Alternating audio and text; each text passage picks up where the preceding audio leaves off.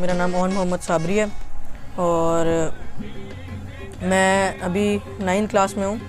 अभी मतलब गया हूँ, तो आगे भी इंशाल्लाह अपनी स्टडीज़ को कंटिन्यू कर रखूँगा और साथ साथ अपना जो काम है कवाली का उसको भी साथ साथ रखूँगा। मेरे वालिद साहब की एक्सपेक्टेशन सारी मुझसे ही थी।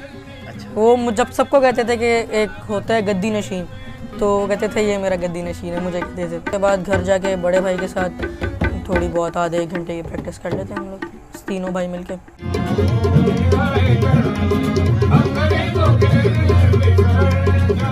इनके बैंड का नाम जूनियर साबरी ब्रदर्स है।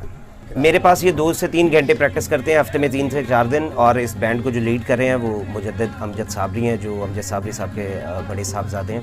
वालिद साहब के इंसिडेंट के बाद जब लोगों ने मुझसे एक्सपेक्टेशन लगानी शुरू करी, फिर उसके बाद मैंने कव्वाली की नॉलेज को समझा, तो एक कव्वाली से रूहानी ताल्लुक़ बन गया। ऊपर से जो मेरे वालिद साहब के चाहने वाले थे उन्होंने अपना प्यार का इजहार किया हमें दिखा के, और मुझसे एक्सपेक्टेशन लगाई, तो उनके उस वैल्यू को, उनकी उस बात की वैल्यू को रखते हुए मैं अपने वालिद साहब की लेगेसी को आगे लेके चलना चाहूँगा। लाहौर तो शुरू से ही मौसीकी के लिए बहुत अरसे से जाना जाता है, और अल्लाह का लाख लाख शुक्र है कि हम अच्छे हाथों में आ गए हैं। हमारे सर चैलेंज तो वाकई मेरे लिए बहुत बड़ा है, और क्योंकि ये इतने बड़े लेजेंड के बेटे हैं अमजद साबरी साहब का, उनकी आवाज़ का जादू पूरी दुनिया पे, और मैं समझता हूँ कि लोग वही आवाज़ दोबारा सुनना चाहते हैं।